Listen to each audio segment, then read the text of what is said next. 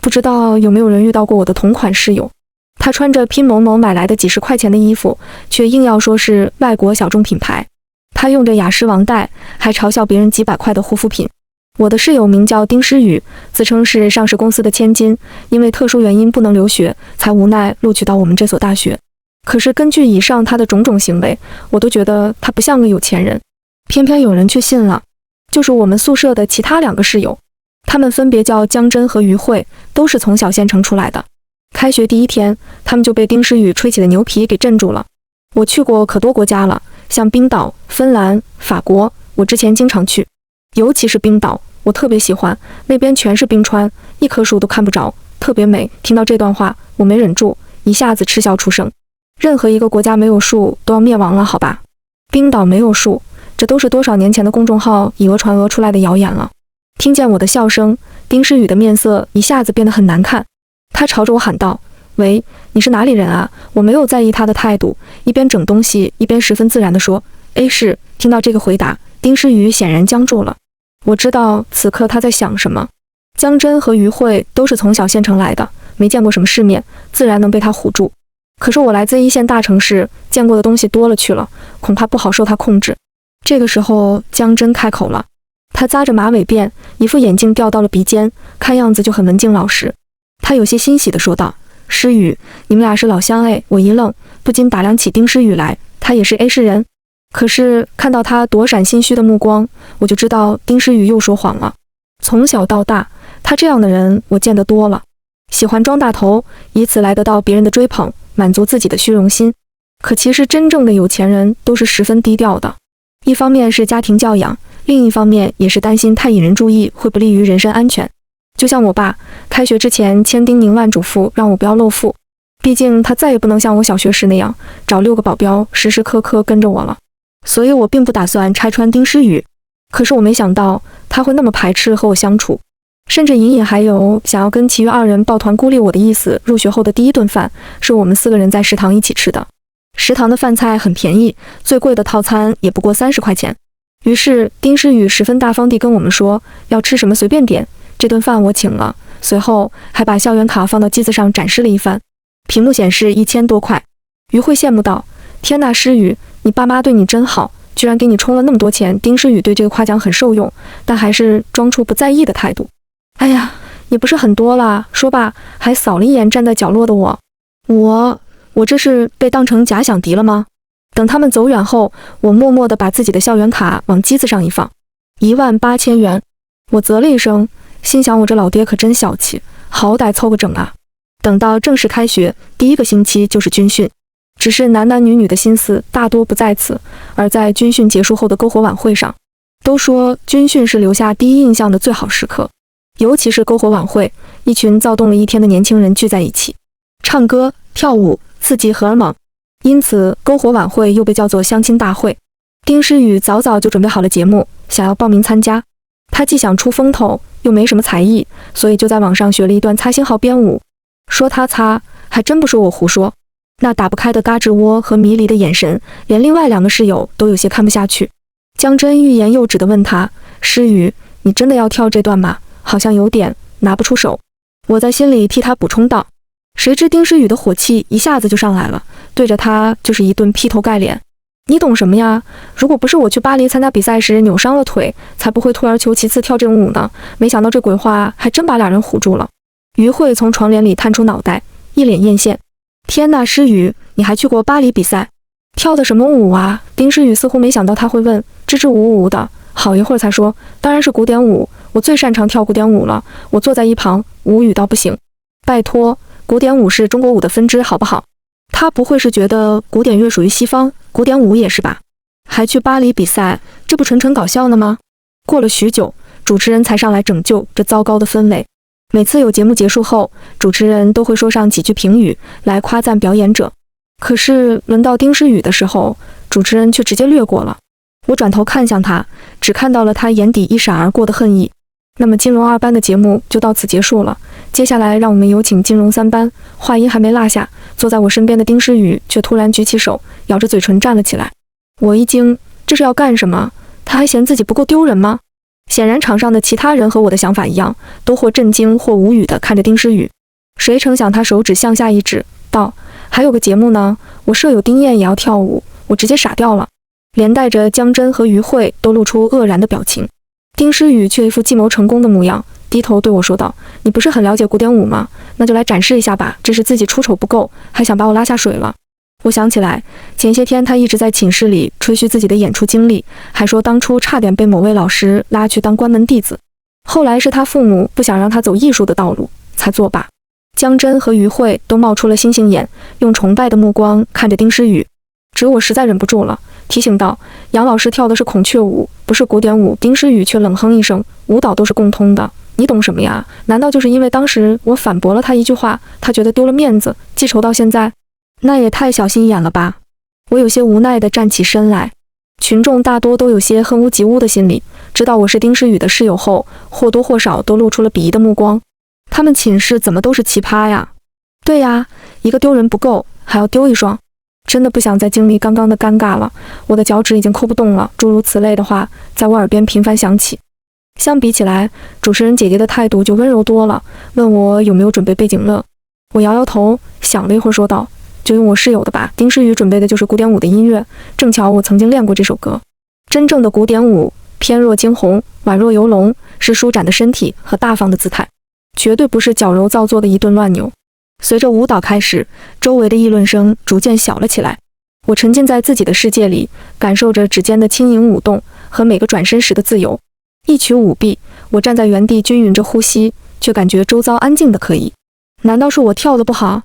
谁知下一秒，人群爆发出热烈的掌声，还有几声高亢又兴奋的尖叫。救命！她的身姿也太轻盈了，好像仙子一样。同一首歌，跟刚刚那个一对比，真是高下立判。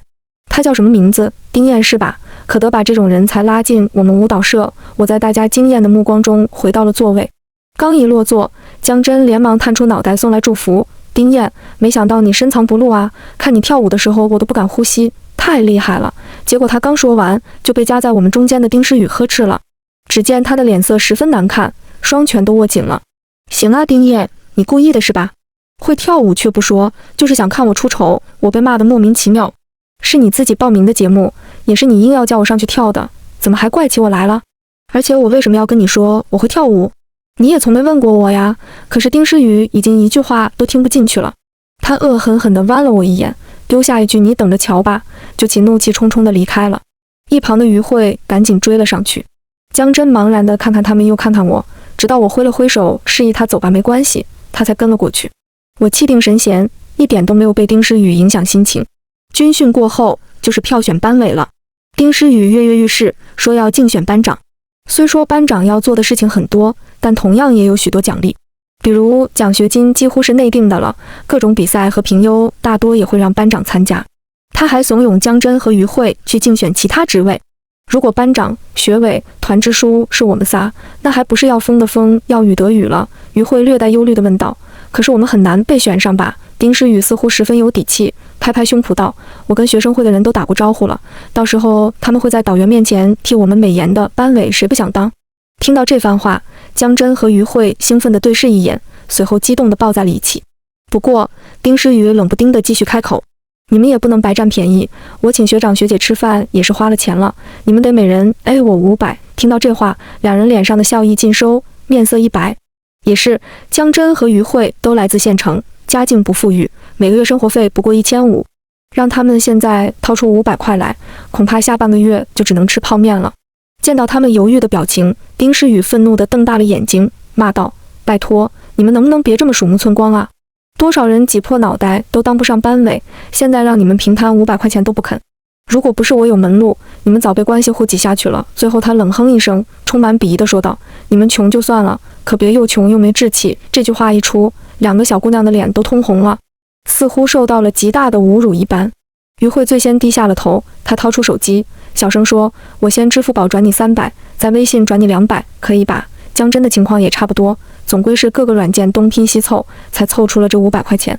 我实在有些看不下去了，试图阻拦丁诗雨。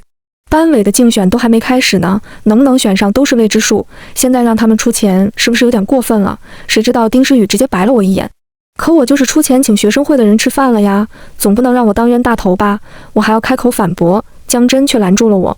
哎呀，算了算了，诗雨说的也没错，不能只让他一个人出钱啊！我深吸一口气，把怒气压在了心底。丁诗雨这个骗子，他根本就是在说谎。就在刚刚，学生会主席还在向我抱怨丁诗雨没见过这么厚脸皮的人，不知道哪里来的消息，知道我们部门聚餐，天天来蹭饭，还让我们在导员面前美言几句，让他当班长。你说他是不是小说看多了呀？我们是学生会，又不是黑社会，这还能是我们的一言堂啊？我问，那他有提起过他的室友吗？对面似乎很懵，什么舍友？他全程都在说自己的事啊！看到这句话，我不禁捏紧了手机。骗人，骗钱，样样不落。丁诗雨可真有你的。等到了竞选班委的那天，导员让我们自行投票决定。我偷看了一眼丁诗雨的表情，直接走后门的希望落空。他怎么还这么高兴？后来我才知道，他不仅联络了学生会，还私下联系了同班同学，听说还请他们喝了奶茶，让他们在选班长的时候投自己一票。我的眼神暗了暗，如果没猜错的话，他请奶茶的钱就是从江真和于慧手上骗来的1000块。这女人真是心机深重。投票很快就结束了，到了唱票环节，前3张票建议的班长人选居然都是丁诗雨。我不禁看了一眼他的表情，果然满脸都写着势在必得，仿佛他已经成为了班长，奖学金和奖状拿到手软。我也忍不住捏了把汗，如果他真的成了班长，恐怕接下来的4年全班都没有好日子过了。可是逐渐的，他的脸就耷拉下来了，因为之后的33票居然再没有听到过一声丁诗雨的名字。我这才恍然大悟，恐怕那3张票就是我们寝室那3个人的票吧。最后班长的席位落到了一个男生头上。他平日里就很照顾同学，在军训途中发现有人中暑晕倒时，也是第一时间背着人去了医务室。虽然沉默寡言，但他的一举一动都被大家看在眼里。这个班长，他当之无愧。同样的，江真和于慧也没能当上学委和团支书。丁诗雨的表情阴恻恻的，仿佛受到了极大的屈辱。我在一旁暗自发笑，他这算盘打得好，只可惜漏算了一点，那就是没有人比大学生更痛恨官僚主义。他自以为在学生会和班级群里混得如鱼得水，却不料人家都对他避之不及。试问，谁会喜欢一个爱出风头又爱走后门的人呢？更何况，丁诗雨给的贿赂不过是一杯奶茶罢了，谁还买不起啊？笑死个人！等到班会结束，我拖着愉快的步伐就要回寝室，突然听到隔壁的空教室里传来一阵争吵。这个在哭泣的声音好像是……我猛地推开门，只见江真扶着桌子，就快要哭到没气了。站在他对面的正是丁诗雨和于慧。我不是什么爱多管闲事的人，但是江真确实在生活上帮助过我，我没办法视而不见。这是怎么了？我本是对着江真问的，但是丁诗雨却先行一步开口。他的本来竞选失败，心情就差，如今连装都不装了，直接露出凶恶的模样来。这神经病居然要把钱要回去，穷疯了呀！这边江真听到他的污蔑，哭得更凶了。像她这样性格的女生，虽然没见过什么大世面，但也天真烂漫，从没碰到过丁诗雨这样的人。她努力让自己的语气平和下来，但实在是哭得太凶了，哭嗝怎么也止不住，只能抽抽搭搭道：“我都问过学长了，你根本没有请客吃饭，你把我的钱还回来。”丁诗雨原本为了笼络俩人，就算再生气也会收敛着点，没想到这回事真的撕破脸了。他甚至啐了江真一口：“就算没请客，我也花钱买礼物了呀，你凭什么要回去？”江真也怒了，骂道：“你要不要脸啊？你根本没提我和于慧的事情，全为自己打算了。是了，刚刚的投票环节，江真和于慧各自只有1票，也就是说，除了他们自己，连丁诗雨都没给他们投。真是比塑料还塑料的感情。”这时候，我把目光投向了一直在默默做背景板的于慧。按理说，她应该和江真的反应一样才对，但是她却始终站在丁诗雨的身后，似乎铁了心要和他捆在一起。大概是他们的争吵声实在太响亮，居然引来了导员。他黑着脸，只留下一句话：“全都到我办公室来。”我觉得自己很无辜，明明我只在里边站了5分钟啊。办公室里，导员听完了他们的哭诉，头疼地扶住了脑袋，而我的注意力却全在他桌子上的财经杂志上。这不我的好带爹丁老头吗？平时在家里蓬头垢面的，这上了杂志就是不一样哈，企业家的风骚气息都流露出来了，看起来还比我印象中瘦了一点。也不知道是太过思念我，还是 P 的图。就在我走神的这段时间里，丁诗雨和江真居然又吵了起来。丁对自己骗钱的行为拒不承认，一口咬定那是之前3人商量好的，现在是江真反悔了。就连于慧也站在了丁诗雨这头，搞得江真又无助地哭了起来。丁诗雨似乎被他的哭声弄烦了，脱口而出道：“你疯了吧？我家可是上市公司，怎么会贪图你那区区500块钱？”一直坐在旁边沉默看完全程的导员听到这话后来了兴致：“啊，你家是开什么公司的？”丁诗雨一下子愣住了，这是他给自己湖州的人设，哪里真能说出个所以然来？只见丁诗雨眼神慌乱，随后定在了一个地方，那本杂志。这就是我爸，他气势汹汹道。说完，办公室里陷入了沉寂。于慧和江真惊呆了，而我则是陷入了混乱。哈，这腾不是我的好带爹吗？什么时候变成别人的爸爸了？丁老头，你有情况？导员的表情瞬间变得意味深长起来，他拿起那本财经杂志，指着封面上的人物说：“这可是 A 市有名的企业家丁中国，你确定他是你爸？”就在刚才那几秒，丁诗雨的脸上还闪过犹豫和担心等情绪，但是此刻他已经浑然不惧了。我猜他一定是在想，反正导员又不能真的联系上丁中国，更何况他自己也姓丁。哦，对了，一开始他也自称是 A 市人，环环相扣，我不由得佩服起他的心理素质和脑子过弯的能力，甚至怀疑他是不是一开始就基于上了我爹。是啊，老师，这下你总能相信我真的不缺这500块钱了吧？导员沉默着，不知在想些什么。然后他说：“既然你都不缺钱了，就把500块还给江真吧。”我一愣，反应过来后差点笑出声。这是什么脑回路？也太损了！丁诗雨显然没想到导员会这么说，脸瞬间就耷拉下来了。但是为了维持住他上市集团千金的人设，最后还是不情不愿地掏了钱。而我站在他身边，清清楚楚地看到，转完款后他的余额只剩下了7块6毛8。行了，导员摆摆手，既然事情解决了，你们就先回去吧。他把目光投向我，丁燕，你留一下。我的导员，不对，或者说是我的舅舅，此时换上严肃的面孔，翘着2郎腿坐在我面前。你先不要拆穿他，我怀疑那个丁诗雨精神上有点问题，怕他会出于嫉妒对你做出些什么来。我接话道，他好像有表演型人格，不过倒是还有一种可能，说不定他真的是……导员露出揶揄的笑。我深吸一口气，扯着嗓门喊道：“程佩峰，你要是活腻歪了，我现在就去跟我妈说。”哎，导员伸出尔康手，这么大人了，怎么还告状呢？他轻咳一声，正了正神色。反正你注意着点，有什么情况随时和我说。回到宿舍，就听见于慧在拍马屁。诗雨，你爸爸居然是丁中国，也太深藏不露了吧？丁诗雨唇边的笑意都要溢出来了，却还是装模作样的说道：“我这不是想低调点吗？毕竟我爸爸经常教育我，低调是人最优秀的品德。”无语，我寻思着你也没低调过呀。而且丁老头从小到大最常对我说的话就是：有人敢欺负你，你就揍他，爹给你捞出来。这么多年来，在这种土匪教育下，我居然还能长成公正守法的好公民，想来真是造化。于慧继续问道：“那等你长大后，是不是可以接手他的公司啊？”丁诗雨撩撩头发：“那当然了。”听到这话，于慧故意调大了音量，说道：“有人出生就在罗马，有人啊，还在为500块钱连脸皮都不要了呢。”我这才发现江真的床帘是拉上的，他应该躲在床上默默地哭吧。我皱了皱眉：“你们两个差不多得了，一个装逼，一个舔狗，真晦气。”丁诗雨看了我一眼，他讨厌我，但是也忌惮我，所以没说什么，只是冷哼一声，就拉着于慧出门了。他们走后，我走到江真的床位前，轻声安慰道：“没事的，别把他俩的话放在心上。”江真伸出一只手，拉开了一小片窗帘，哽咽道：“我家就是不富裕啊，我就是很在乎这500块啊，我就是没办法做到和于慧一样忍着恶心做他的小跟班啊。可是我费尽心思从县城考出来，难道就是为了让人侮辱的吗？”他们说的没错，出生决定未来，我这辈子都没办法成为像丁诗雨那样的有钱人。听到他这样讲，我心疼极了。我很想告诉他不是这样的，这个世界的阶级规则并没有这么刻板，也不是所有有钱人都是坏的。可是我只能说，他们迟早会遭报应的，你放心吧。江真抹了抹眼泪，说：“谢谢你安慰我啦，没关系，我睡一觉就好了。”说罢，他就把床帘拉上了。我站在他的床前，沉默了许久。之前丁诗雨怎么装阔我都不在意，因为我知道那是假的。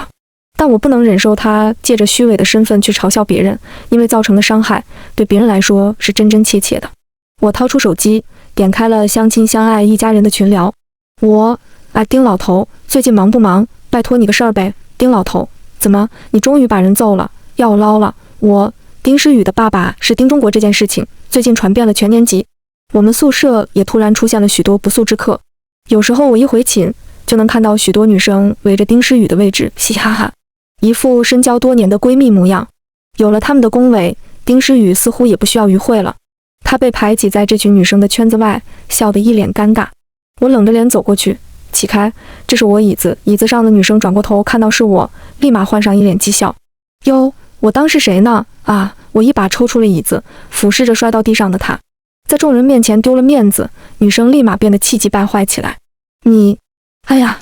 丁诗雨缓缓开口，丁燕，脾气不要太坏啊。其实我挺喜欢你的，如果你愿意跟我做朋友，说不定毕业以后我还能把你安排进我家的公司呢。他说话的速度很慢，或许他觉得自己是从容慵懒，但我只觉得他像一条叫不利索的狗。给我安排职位。如果丁氏是这种随便走后门就能进去的企业，恐怕丁老头早就蹲进去，天天唱着铁窗泪了。也不知道他勤勤恳恳工作了一辈子，听到这种话会不会气得当场就要告丁诗雨诽谤？我冷笑一声，是吗？那我可真荣幸。丁诗雨听出了我话语中的讽刺，脸一沉，就怒道：你别给脸不要脸！她的闺蜜团也开起了冷嘲热讽。看你的打扮，家里也挺富裕的，看来也是做生意的吧？我劝你还是对诗雨好一点，不然他爸大手一挥就能让你家破产，搁这演小说呢。天气凉了，该让丁氏破产了。我已经懒得和丁诗雨周旋了。好啊，那么下个星期就当面问问丁老板，想不想让我家破产吧？丁诗雨还没听出来我话语中的意思，皱眉问道：你在说什么？我露出一个笑容。下周学校要开讲座，邀请了著名的企业家丁中国先生。你不会不知道吧？丁诗雨傻了，她的脸色以肉眼可见的速度迅速变得苍白起来。可是她的闺蜜团毫无察觉，甚至还十分激动。诗雨，你说要把我引荐给你们公司的，可不能反悔啊！能不能让我见见叔叔，先混个眼熟？诗雨在一众的推拉摇摆中，丁诗雨像张丹博的纸片，可怜又活该。他扯了扯嘴角，终于露出一个比哭还难看的笑容。这周大概是丁诗雨最难熬的一周，他甚至想要请假回家来躲避讲座的到来，但由于现在正值风向，他的请假条没有被通过。导员通知他假条不给批的那一天，他颤抖着双手蜷缩在椅子上哭了一宿。于慧不知道发生了什么，还以为他只是想家了，但是我知道他在恐惧，恐惧他的谎言被拆穿，恐惧他最在意的脸面被撕破，被大家耻笑和鄙夷。可是丁诗雨，这不是你应得的吗？在你故意把我喊去跳舞时，在你用言语打击江真时，一切因果都已经埋下了。所以纵使他在恐惧，讲座那天还是如约到了。座位是按照寝室分的，丁诗雨就坐在我旁边。从入场那一刻开始，他就咬着唇，死死盯着台上。有时候我不得不佩服丁诗雨自圆其说的能力。这几天她确实想出了一个办法，就是和她的闺蜜团解释，我爸爸很忙，没时间见你们，甚至都没时间见我。企业家都是这样的，以此来圆他的谎。也就是说，只要丁老头不在讲座的时候提到自己的女儿，那么丁诗雨就真的能混过去。但是这可能吗？丁诗雨，你觉得我会让你得逞吗？当然不可能。讲座开始，丁老头西装革履的登场，穿的就和那本杂志上一样体面。看惯了大风大浪，区一个学校的讲座对他来说简直是小菜一碟。从他的创业经历到公司的运营，所有人听得津津有味，现场还时不时爆发出热烈的掌声。只有丁诗雨双手紧攥成拳，生怕丁老头提到自己家里的事。终于1个半小时的演讲时间结束了，满堂喝彩之后，丁老头鞠了个躬，学生们也纷纷准备离场。丁诗雨长长的舒了一口气，这大概是1周以来他最轻松的时刻了，眼底的紧张已经消失不见，取而代之的是无尽的得意。是啊，连丁中国到校都没能拆穿他，那他上市公司千金的身份不就坐实了吗？可就在这时，只见丁中国重新拿起了话筒，用一种十分轻松的语气对大家说道，之所以会来贵校演讲，其实也是因为我的女儿就在这所学校读书。此话一出，全场哗然。丁诗雨的闺蜜团就坐在我们周围，此时一个个都兴奋地喊起来，在这儿呢，诗雨就是丁氏集团的千金。而他们丝毫没有注意到丁诗雨一瞬间苍白的脸色，难以置信、惊讶、害怕，这几种表情在他脸上表现得淋漓尽致。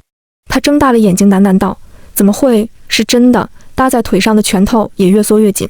我猜他一定在想，自己随意扯的一个谎怎么会成了真，而被他顶替身份的女孩又为什么没有站出来反驳他？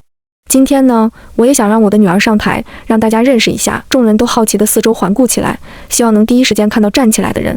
被丁诗雨谎言蒙骗的几个人还在起哄，其余吃瓜人群议论纷纷。听说金融二班的丁诗雨就是他女儿，天，好羡慕啊！真正的富二代千金。他爸爸这次来好像就是来给他撑腰的，听说前段时间他还跟人起矛盾了呢。谁呀？他室友呗。那他室友可惨了。议论声此起彼伏，丁诗雨的谎言也一传十，十传百。不知何时，全场的视线都聚集在他一个人身上，试图用目光催促着他起身。此时，丁诗雨的脸上已经失去了血色，周围人的艳羡目光也让他如坐针毡。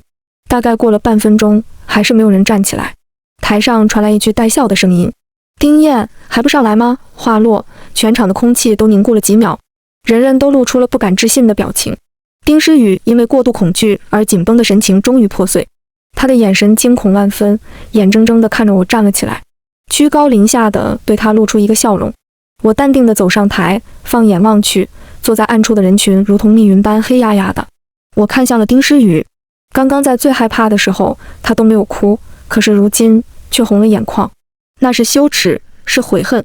我接过丁老头的话筒，缓缓说道：“大家好，我是金融二班的丁燕，刚刚入学的大一新生，希望接下来的4年能和大家好好相处。”台下掌声雷动，我再一次将目光投向丁诗雨的位置，却发现他的座位已经空了。丁诗雨一个晚上都没有回宿舍，知道真相的江真又抱着我大哭了一场，哭声中却是释然。于慧则是坐立难安，她时不时用小心翼翼的目光看向我，试图开口和我搭话，却都被我忽略了。趋利避害是人的本能，但这并不能代表可以因此而伤害别人。他为了讨丁诗雨欢心，不惜说谎，伤害无辜的人。如果不是丁诗雨的身份被拆穿，恐怕他永远都不会醒悟。光这一点就让人无法原谅。半夜11点的时候，舅舅突然给我打了电话，电话中的他语气急促，问江真和于慧在不在我身旁。我如实回答，结果他却让我们3人赶紧去医务室。说罢就立马挂掉了电话。一时间，我十分茫然，难道丁诗雨出事了？我将此事告诉了另外2人，但是显然于慧已经变成了我们之间最讨厌丁诗雨的人了。他满脸的厌恶，但是对我说话的语气又十分狗腿。这种骗子的事情我们还管什么？说不定是他自己想不开做了什么呢，也是活该。我冷冷地看着他，我和丁诗雨不一样，你想用讨好他的方式来讨好我是没用的。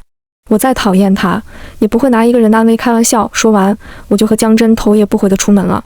还没走到电梯口，身后就传来一阵脚步声。于慧低着头，不远不近地跟着我们。我本以为医务室里只有导员和丁诗雨2人，没想到站着一堆人。丁诗雨的脸上挂着彩，手臂上也尽是青紫。见到我来，他恨恨地瞪了我一眼，随后转过了头去。导员将我们拉出门外，把事情的经过和我们讲了一遍。原来当时丁诗雨觉得丢人现眼，就赶在演讲结束前离开了礼堂。谁知道她之前的闺蜜团也跟了上来，喜欢趋炎附势的又能是什么好人？这些女生平日里就喜欢抱团，性格也刚烈，知道自己被骗后更是气急败坏。她们跟踪丁诗雨，在人烟稀少的地方将她拖进了小树林。群殴这样的恶性事件，学校向来非常重视。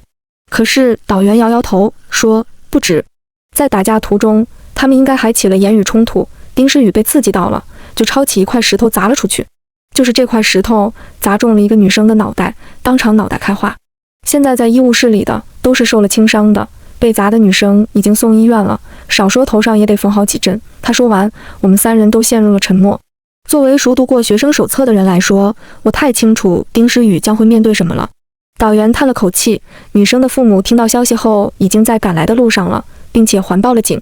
叫你们来，就是让你们等会一起做个笔录，说一下丁诗雨不在寝的时间。如他所说，警笛声很快响彻了整个校园。陷入熟睡中的大学生被吵醒，纷纷起身看热闹，各种群聊也炸开了锅。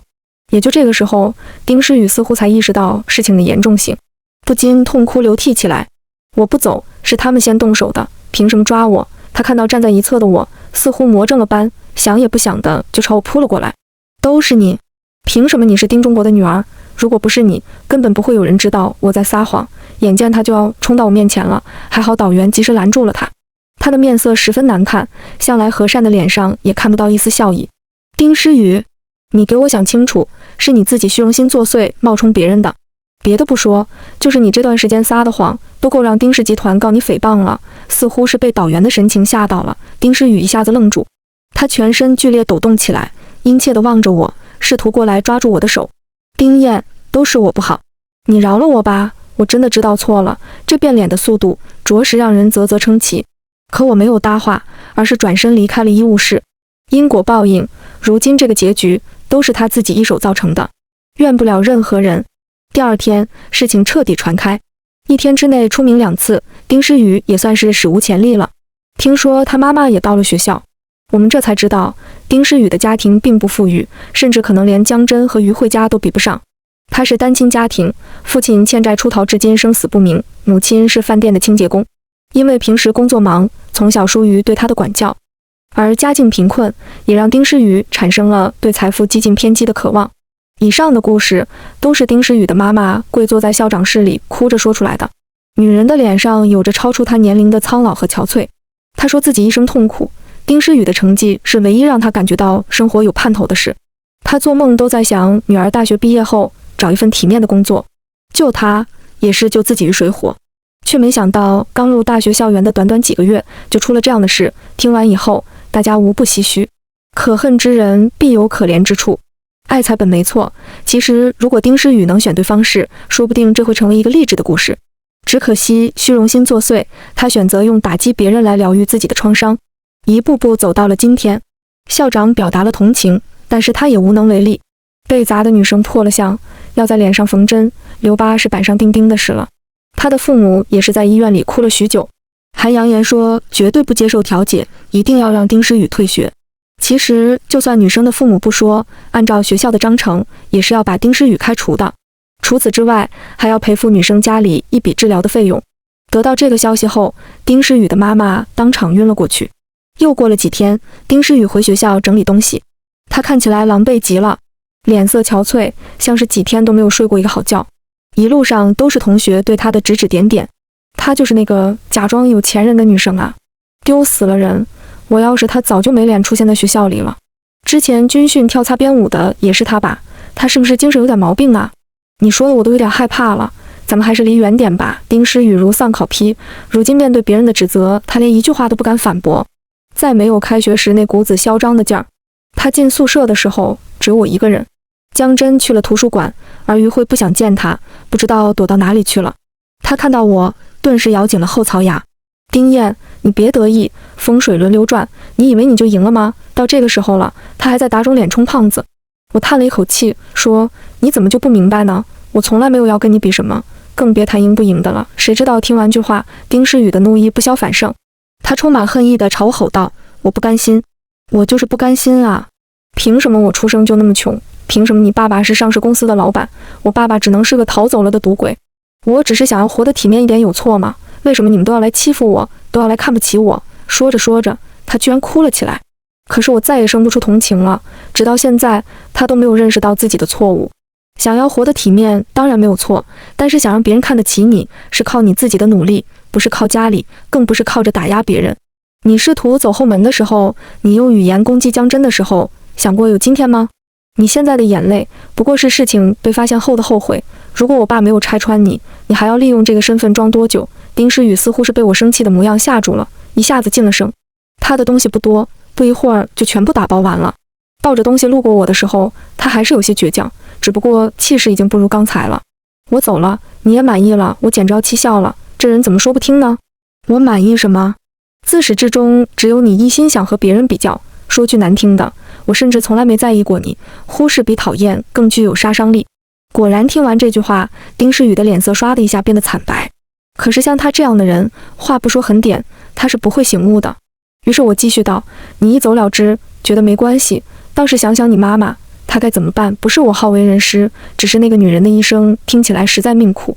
那么落魄的家庭，教育资源落后的地区，她得付出多少心血，才能把丁诗雨培养成才啊？听到他的母亲，丁诗雨一下子沉默了，他痛苦地闭了闭眼，随后头也不回地走出了宿舍。丁诗雨被开除后，于慧似乎是觉得难堪，也申请换了宿舍。我把这件事情告诉了丁老头，纵使历尽千帆，他听到这个故事后也唏嘘不已。最后我们商量了一下，决定以集团的名义向学校提供贫困生补助。